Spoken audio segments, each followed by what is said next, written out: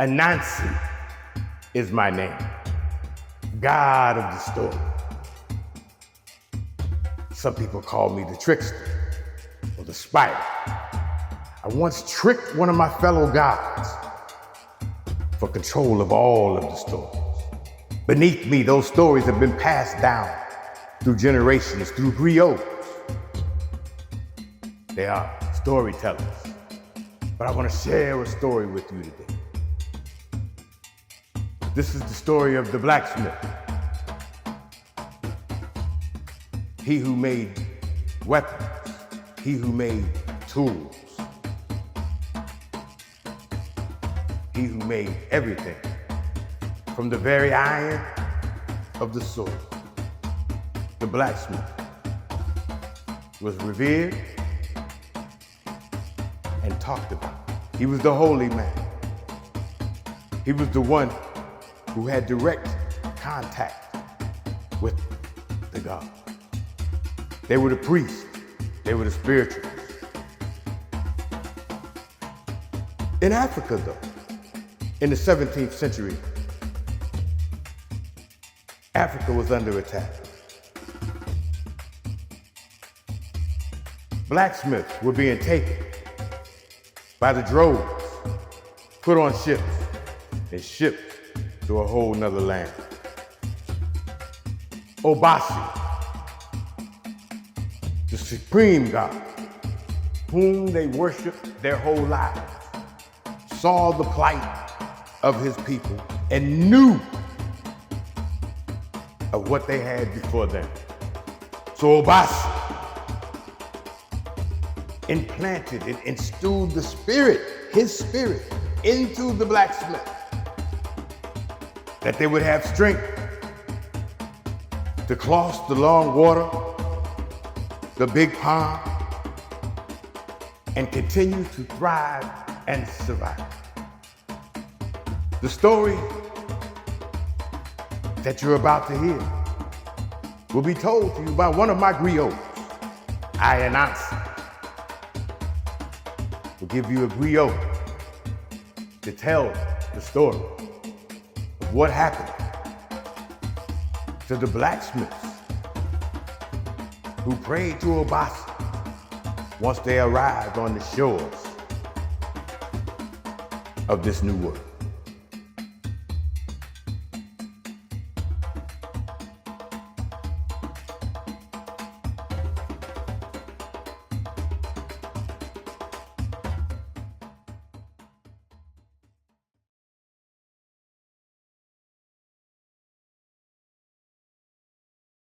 In the beginning, before man knew the ways of metal, before swords cleaved through flesh and tools built empires, the Orishas, the divine beings of the Yoruba people, shaped the world. Among them, one stood apart.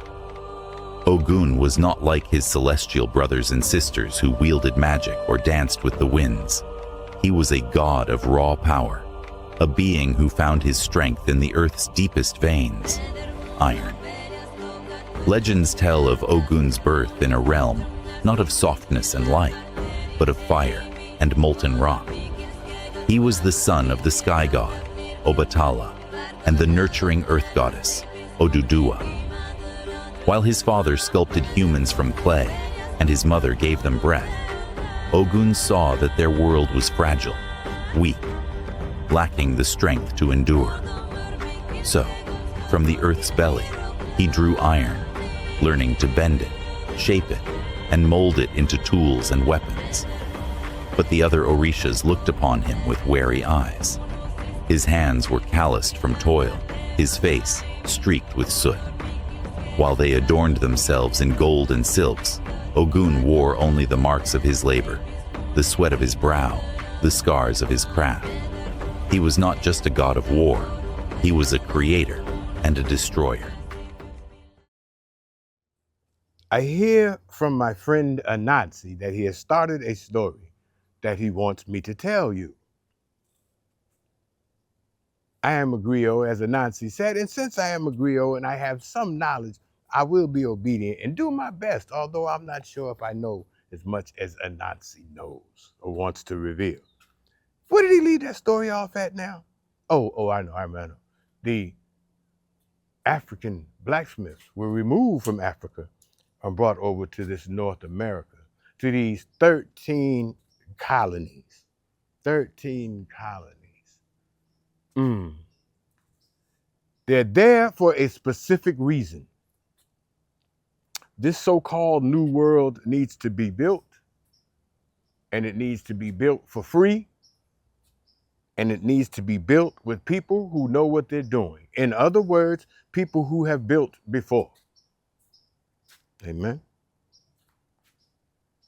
As the story goes, I'm going to move it, if y'all don't mind. I'm going to move it from north to south in these 13 colonies. And what I'm going to tell you throughout this story, and everybody, I believe, I'm not sure, but I think Anansi told you that Obasi, that he implanted his life force into those blacksmiths. I think Anansi would have told you that. He would have told you that. So what I want to show you is how that essence of God kept these smiths going. As I said, these people were specifically targeted and removed from their homes. Sad story. But is it a sad story? I don't quite think so. And I'm going to tell you why. In places like Vermont, it says that African American blacksmiths of Vermont have historically contributed to the state's artisanal and farming communities. In other words, they contributed in a heck of a way to the guns, the weaponry, and the farming equipment, and the woodworking equipment, and the whaling equipment, and all of the equipment ran through him. So I'm not quite as smart as a Nazi. I'm not that smart. So I'm going to have to use some notes because there's a lot. Now, you can believe what I tell you, or you can look it up for yourself. But I know this story as it develops. So what happens to these artisans as they come down Massachusetts, coming south? We had the whaling industry in Massachusetts. There was a gentleman there in New Bedford, Massachusetts, who was a blacksmith, and he invented a special harpoon that once inserted into the whale could not work itself free. Lewis Temple was his name, inventor of what they call the toggle harpoon. New Bedford, Massachusetts. Says many enslaved Africans in Massachusetts were trained as blacksmiths because their trade was essential for fans of the mills and shipping. Also goes on to talk about the free blacksmiths. Everywhere we're going to find these blacksmiths, and we're going to find them everywhere, and they're all going to be carrying that spirit with them. They're going to be carrying that spirit of growth, that spirit of creativity, and that spirit of survival with them. These people in Massachusetts, Vermont, were essential to the building of these states. Essential, the very core. The very core. Thus, they were given certain abilities that other slaved or enslaved free people. Now keep in mind, we're always free. There will always be free. I go through every page in my notes. I go through every town, everything, and it'll show you free blacks were always there. Always. June. As well as enslaved blacks. All right? Or Africans at the time. Because the blacker you go back, the more African you get, whether you know it or not. I try to move it along so this don't take forever. But Anansi asked me to tell you the story. As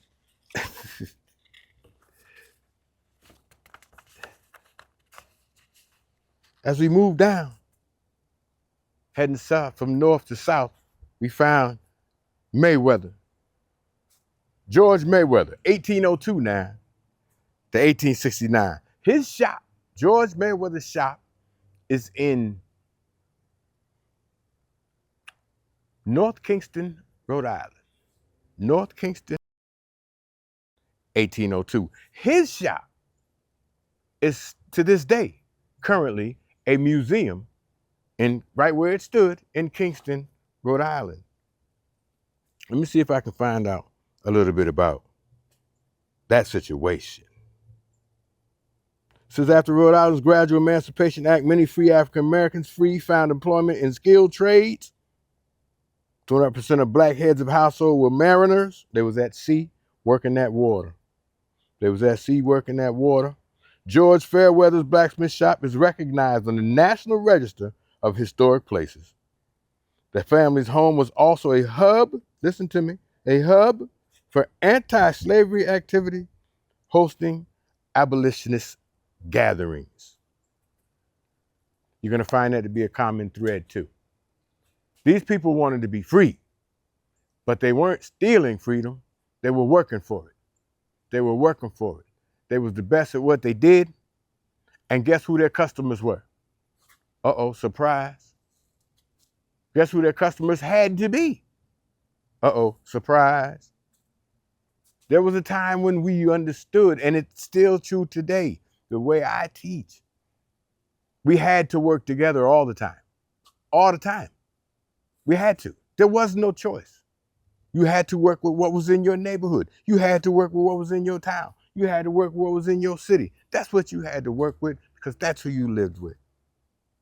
So if your neighbor was a blacksmith, he had his own business, and you needed some blacksmith, and guess what? You was over there, my man. And what he did with his money, like I say, he started a school for blacksmithing. Rhode Island. The African spirit that was given to him by God. To not only make it across the big pond, but to begin to thrive in a hostile environment. These blacksmiths were the core of our survival, the very core of our survival. We moved down to Connecticut. Enslaved and free, African Americans contributed as blacksmiths during the Revolution, 1770s. Blacksmithing was crucial for repair of weapons, shoeing horses, and maintaining wagons to get hat. You know what I'm saying? Like in Massachusetts, many blacksmiths in Connecticut were tied to the maritime industries. Ship fitting tools, anchors, hoops. They're making everything. They got some names here. Pomp Cyrus, Primus, Peter Johnson. These were what was happening in Connecticut. Same time frames, y'all. The other thing we want to remember is that it's all happened simultaneous. It's happening simultaneous. Oh, I was telling you guys a story. I done got sidetracked, forgot the story. So the story is about the essence of God that was put in a group of men who came over here and built who we are. I'm going to give you their names, but their names aren't really important. What's important is that they knew who they were. Why? Because they were the holy men. Didn't the Nazi say that the holy men, I think that the Nazi talked about, I don't know, that the blacksmiths were the holy men in Africa. That's what the Nazi said. And came here and were stripped of their titles, stripped of their ability to practice. And yet, we find them building, trying to build. They ain't sitting in a hole crying. They ain't all distraught. No, they're using the power and they're building. Ooh, let me move down. Can I move down the coast a little bit? Let me move down the coast. Because I'm just teaching now. Because, and Nancy wants me to tell the story, but it's hard for me to tell the story because I'm trying to teach you the story.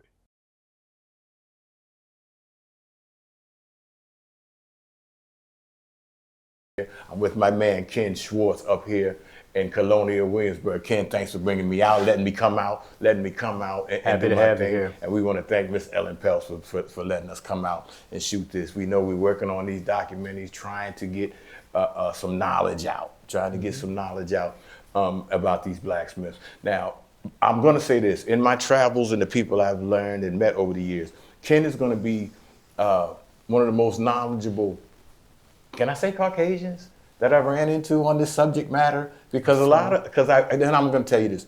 I go to a lot of places where the guy is the blacksmith and he's running that forge. And then when I start asking him the questions that I really want to ask him, he knows nothing. You know, he's just a forge guy. Ken is different. Ken actually knows some black history. So we're gonna go in and just suck out what we can from Ken. So Ken, tell us where we're at right now, right where we're seated at right now.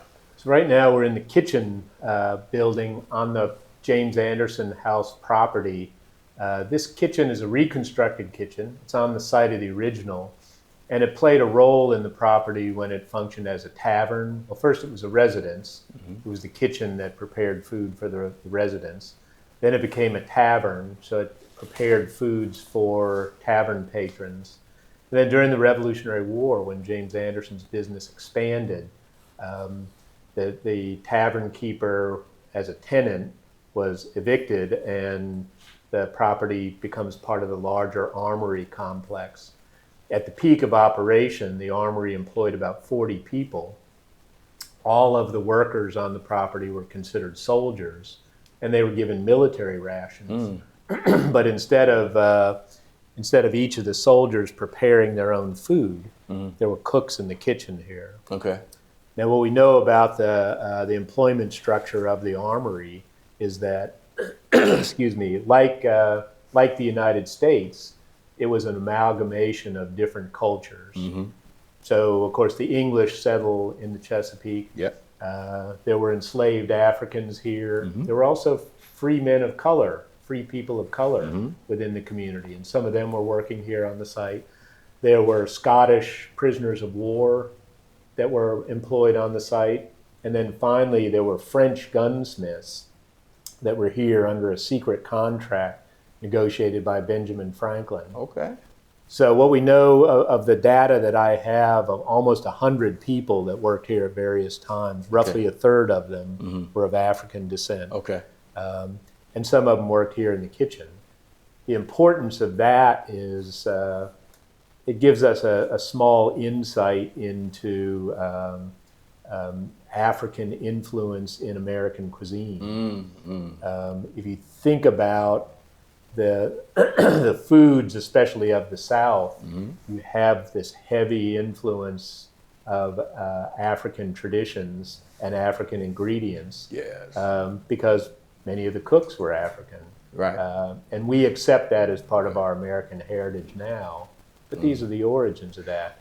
So the people that worked in this kitchen took the military rations that the soldiers were earning, and they were prepared into soups and stews and bread. There's a bread oven outside. We call that the Big Mama touch, just in case you didn't know. That's known as the Big Mama touch. Big Mama take a chitlin, take the worst part of the hog, and make it right tasty. So that's right. That'd be that African influence is what we now call the Big Mama touch and whatnot. I love it. So one thing I've never seen is I've never seen any conflict associated, any racial type conflict associated with Colonial Williamsburg, and so that with Williamsburg in general, as a matter of fact, so that lets me know that this was a community of people working together and doing their thing. So coming through this particular kitchen right here, and you said that our kitchen is servicing the people that are workers. So we're making guns in the shop. What are we making in the blacksmith shop?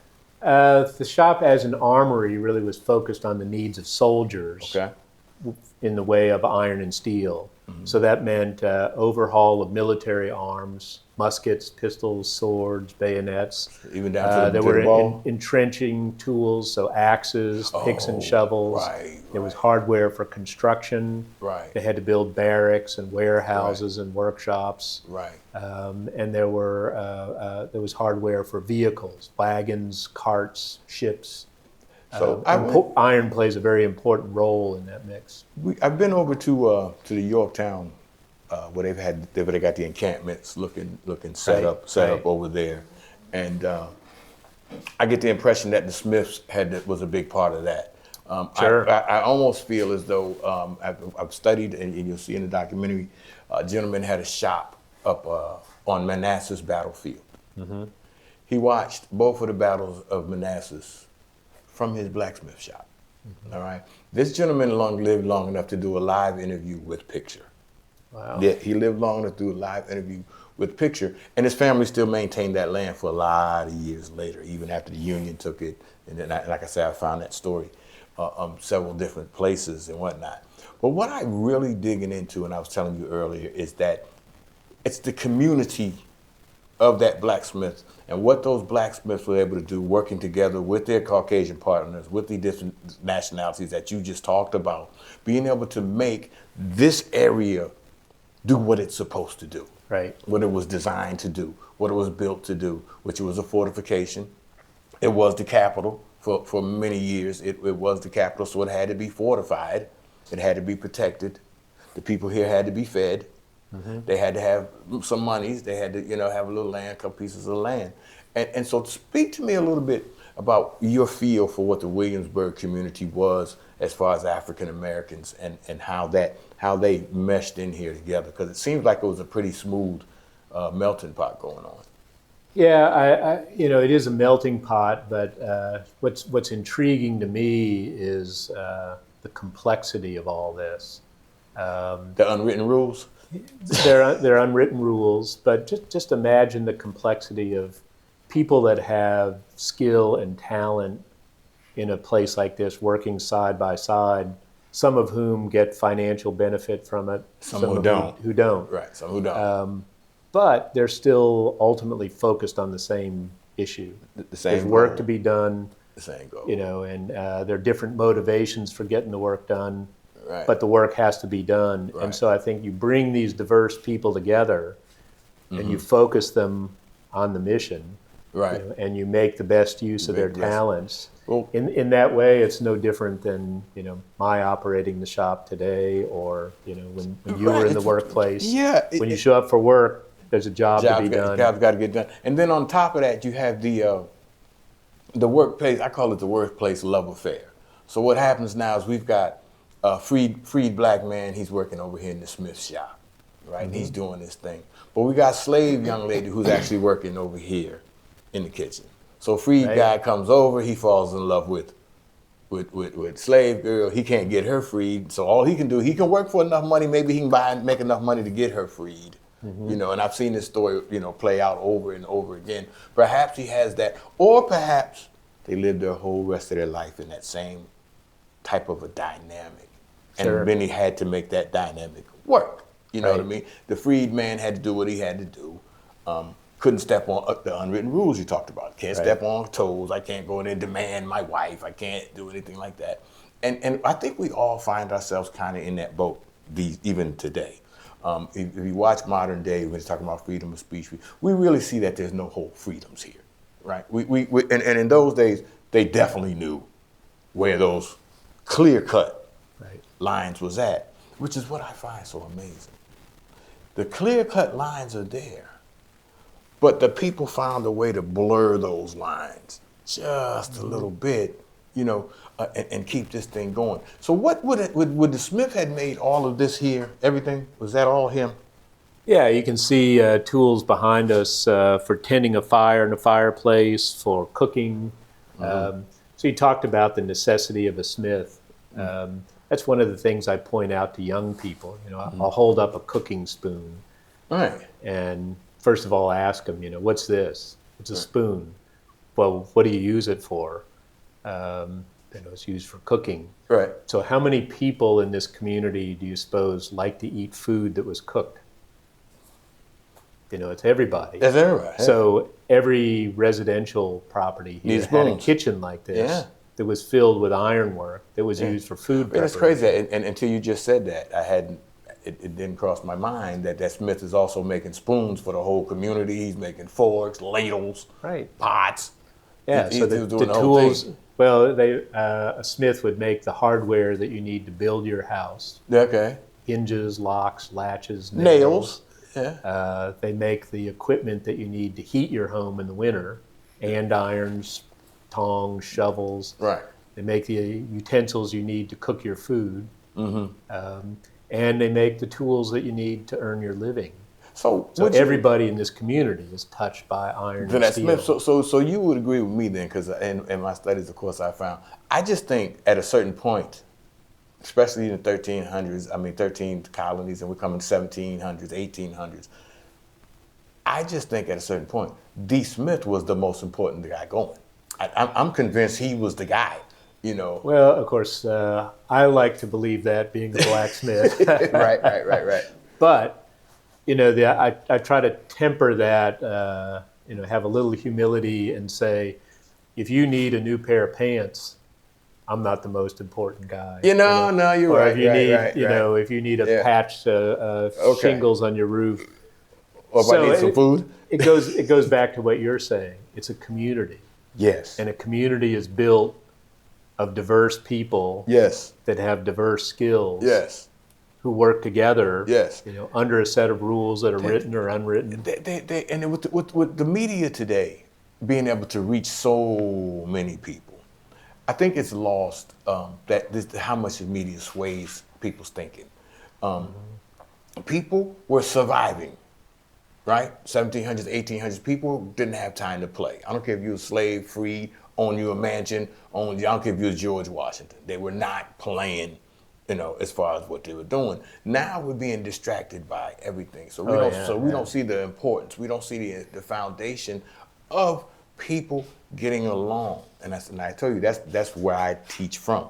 Right. I don't like the anger of people that don't even know each other, don't know anything about history, don't know anything about anything, but you'll listen to some guy tell you about a group of people or a race of people, and now you agree with him. You agree. You ain't checked out. You ain't checked out nothing. You don't even know that your ancestors was living right up the street here and was doing their thing. You've lost track of all of that. So with the Smiths being as important, and I was looking at these hooks. I made some hooks like that the other day at my little forge. Yeah.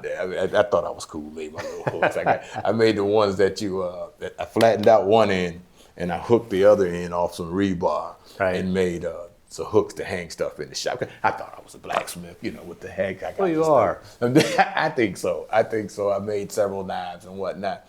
Let me ask you this though, because you were the one who introduced me to this story of Black Ned's Forge. You was the first one to say to me, "Hey man, you need, I know what you're looking at, and go check out this Black Ned's Forge story," which ended up being a great story.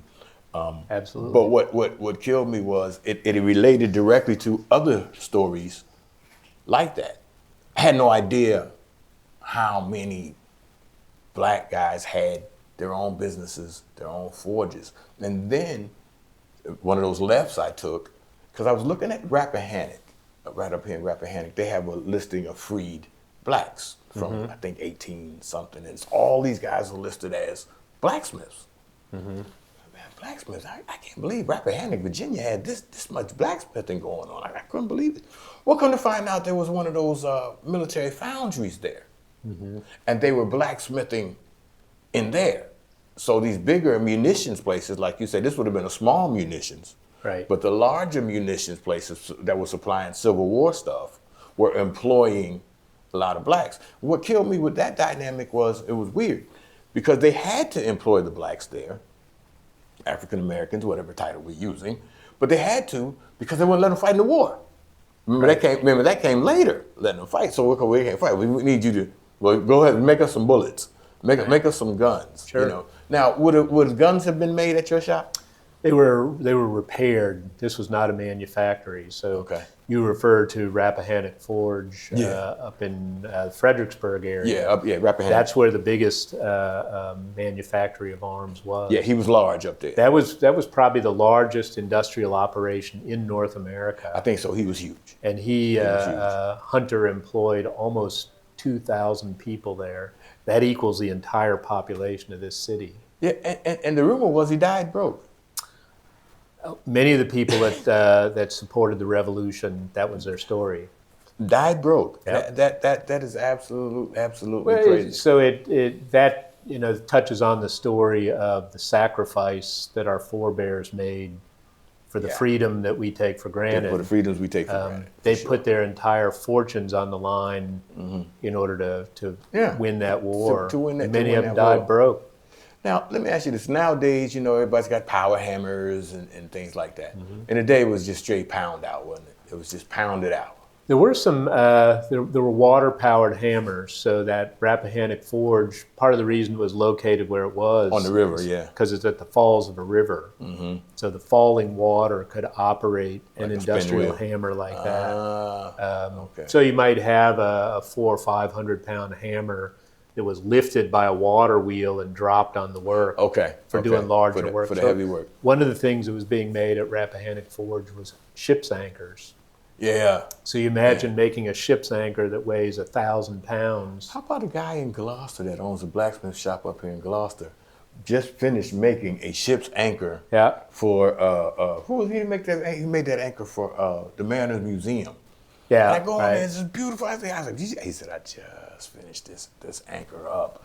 And I said, man, it looked great. And I'm looking at also that piece that you're talking about, the Mariner piece, where a lot of the blacksmiths were working on the waterfronts, Right. keeping the ships going, the whaling ships in New Bedford, Right. and different things like that. So right now, if you were to liken the world today to the world then, do you think that we get along like we used to and to do what we have to, or are we still bipping It's- and bumping heads here? Well, I think the world that we deal with today, of course, was influenced by what happened historically. Right. The tension that you're talking about between black and white has its origins in slavery. Sure, it's a pot that continues to stir. And I had, one of my colleagues here early in my career sort of opened my eyes to that. And his summary was good and simple. He said, the legacy of slavery is racism. Yes, And so we deal with that legacy. we deal with the legacy here. of it. We deal with Now, the legacy. in my work, what fascinated me was that, especially looking at iron and steel, when I started thinking about African slaves participating in iron and steel works, it was interesting because there's a rich culture of iron and steel work coming out of West Africa. Well, Some yes. of the earliest use Well, of what you- iron. what you find- Africans essentially skip over the Bronze Age. I into the Iron remember. Age. I'm glad you segued me right there, because that was getting ready to be my next question. I was going to say because what the thing is, people do not understand that was when they were trying to make this new world, right? So you got all these rich guys. What are we going to do? Well, we need what? We need blacksmiths. We need carpenters. We need this. We need that. They went to Africa, because see, you never learn that piece of slavery, because we just think, oh, they ran over there, they grabbed a bunch of black people, they brought them back. No, this was a targeted thing. We're gonna go over here to West Africa and we're gonna pull out the blacksmiths. And they directly went and targeted those blacksmiths, which is why a lot of them were ended up being indentured servants, freed black men, being able to work for their freedoms. What do you know about the blacksmithing styles of West Africa? Well, that was part of my interest as I began to realize the deep cultural roots of ironworking in Africa. I thought, if half the population of Virginia are African and many of them are participating in this work, there has to be some vestige of that Yeah. that shows up. Yep. There are bits and pieces I'll have to share with you. There's a piece that you might consider sculpture that showed up in an exhibition of ironwork in Houston, Texas in the 1960s. Okay. And it's a forged iron standing figure Okay. that as soon as I saw it, I thought, it has to be African. That's got to be. Yeah. And looking at the provenance of the piece, it was excavated on the site of a plantation here in Virginia, 18th century plantation. Sure. The story gets even more interesting as the workmen in the 1930s that were bringing utilities into this plantation were digging a trench. Okay. The trench happened to go right across the site of the original blacksmith shop. Oh. And the story that they tell is, they're digging this trench with hand tools, 1930s, and suddenly, they're getting this debris from a blacksmith shop, but suddenly this figure just comes out of there. It had such powerful cultural meaning to them that the workmen all jumped out of the... They just stopped. They jumped out of the pit and left. Wow. This sculpture, I guess, was a statue of Ogun. Ogun. Yes, very familiar with Ogun. Right. Definitely familiar. So now it's it's in a private collection. I haven't actually seen it, but Somebody I got bought a picture of it. Yeah. Somebody with a lot of money it was bought on display in the 60s. But to me, that's the vestige. These people, it made me realize, I thought about this, but it makes me realize that when you take somebody from their homeland and you put them in awful circumstances and you beat them and humiliate them and you don't scrub the culture from them. No. The culture is internal. No, they're going to so it comes out, Yeah. And this is what I began to realize. It comes out in the food. It comes out in the fashion. It comes out in the architecture. The spirituality. It's the spirituality of those people. Black people requiring a lot of hope. Spirituality requires a lot of hope. It's a matter of fact, your spirituality is based in hope. Your spirituality is based in what you're believing is going to happen, not what's actually happening or what you're believing is going to happen. And so for us, when I say us, I'm talking about Black people. I'm still torn on terms. I'm working with new. I might invent me something new, but as Black people, we had to put a lot of spirit in there because the spirit is what kept you going. Right. If you didn't believe in something or a brighter future, or if I get through this, my kids will be better off. If I just, I'll deal with it. Right. I'll take these lashes myself. So my kids, for a better life. And honestly, isn't that what we all do? I was just going to say, it's interesting to me that, that those customs seem to divide many people today. Yeah. When ultimately we're the same, right? Yes. I want the same for my kids that you want for your kids. I want the same. I want mine to have happiness. I want them to have, I call it, my wife called it the 5 points. I actually started a church based on those 5 points. And that's, and no matter who you are, you have to be able to feed yourself, clothe yourself, house yourself, educate, and protect yourself. Sure. If you can't do those 5, and matter of fact, if any one of those is missing, your life is jammed up. Right. You ain't got no food. Your life is jammed up. You know what I mean? You don't have a roof over your head.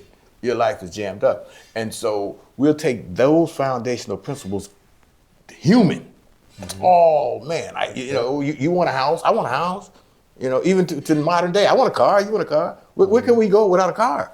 Right? So I want my family to have a car. Actually, I'd like to have 2. And then, you know what I'm saying? So I think the mentality is the same back then. I'm gonna work on this forge, and and I can imagine a husband and wife, coming home from work, and he's pissed off because he's tired in this forge. I'm tired of in here beating on this metal. It's hot in there. I'm sick of this. And him and the wife sitting down saying, "Hey, baby, I'm just gonna have to keep trying to mash this out because we ain't got nothing else going on right now." It's like when you work in the shipyard and you hate it, but you ain't got nothing else going on. So guess what? Now you're in the shipyard 5 years, 10 years. I bet very few people in life who say they like their jobs. I'm just, when I see you could count me. You like your job? If I had your job, I'd like it too. I definitely would like it too. So there's an important theme that you're touching on, and that's hope. Hope. Hope is everything. So the richest people in Virginia had hope. Yes. Yes. They had more resources. Yeah. The poorest people in Virginia had hope. They may not have had the resources, but they had the emotional resources to endure the challenges. And it gives you the strength, yes. And part of what you're looking at is how those people's lives endured, and their descendants are around today. That's exactly where I'm at. That's exactly where I'm at. But it's all about hope. Yeah.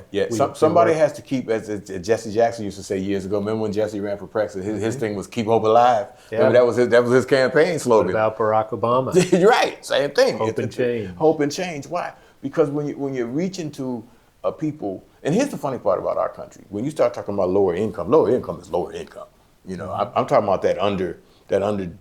Nowadays we're gonna make that cut about 200,000. We're talking about that 150s and down. A husband making 70, a wife making 70, that's 150. They've only got a $400,000 house. They don't have nothing crazy. They got a mortgage. So when you're talking to that person, you got to talk in terms of hope. Hope can't be dashed. You know what I mean? What do you think? And I'm aware of the churches that were started here with the freedmen that started their own churches, First Baptist over there and whatnot. Did you know anything about the religious setup, in this area? I don't know much about that. I know a little. I got a corner. You should talk with our colleagues at First Baptist Oh, Church. I have. Yeah. They're actually in the first documentary. Yeah. Okay. Yeah. I was just we're curious in as the to what you process knew. of reconstructing that church. Yes. They got the markers And behind there. Yes. once again, just as we were talking about, from these very humble beginnings, Right. that congregation is still alive and And thriving. kicking. And kicking. here I've in been this over there. community. Me and my wife been over there, rung the bell, did the whole thing. Yeah. And this is what goes along with what I'm saying. We were doing the thing. White, black, green, blue, purple. You had to live. You had to do your 5 points. You had to make sure we had food. And so therefore I have to get along with people, right? I've got to get along with people. Well, the old saying, you have to play the hand that was dealt to you. And I'm gonna play it. And I'm gonna play it. And so, and sometimes, I was thinking of one story here. We talk about free men of color. There are at least 2 that were in this shop. One man was named William Canada, Okay. and the other Daniel Canada. And the document doesn't say that they're free men of color. Okay. The reason I know that is because their descendants still live in this community today. Right. And a couple of them are my colleagues. Okay, here. cool. So I went back to my colleagues and I said, they were free because they were getting paid. Right. So how did they gain their freedom? Do you know that story? Well, part of this is, the cards that were dealt you. So according to the law, in a mixed race union, Right. the offspring will take the status of the mother. Of the mother. So if the mother was free. So in the case of Daniel and William Canada, it goes back, earlier than the 18th century, but it was the product of a black man and a white woman. And because the woman was freed, that's right. they were born free. They was born free. As mixed race. When you look at that, they come to the point where they're skilled. Oh yeah. Now you're really cooking. They've both got the skills of a blacksmith. They both end up working in the armory during the Revolutionary War. Right. One of them even shows up in the historical record as a soldier. And have been able, like you said, that family's still here. So that hope and that dream that they had way back is most definitely still alive.